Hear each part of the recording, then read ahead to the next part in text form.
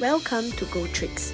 This video will be showing you how to submit an issue on Gotrix. After logging into Gotrix, you will be directed to the homepage display.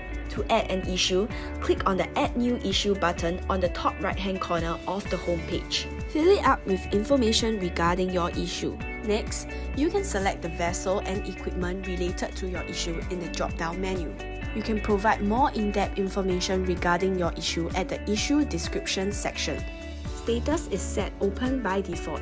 You can also set the urgency level of your issue. Click on Choose File to attach images related to your issue. Once all information are filled in, click on Submit Issue. Issue has now been submitted. Other ship managers and crews will now be able to view your issue and provide you with solutions based on their knowledge. So that is how you can submit an issue in less than a minute. Make your crew life better. Adopt Gotrix today.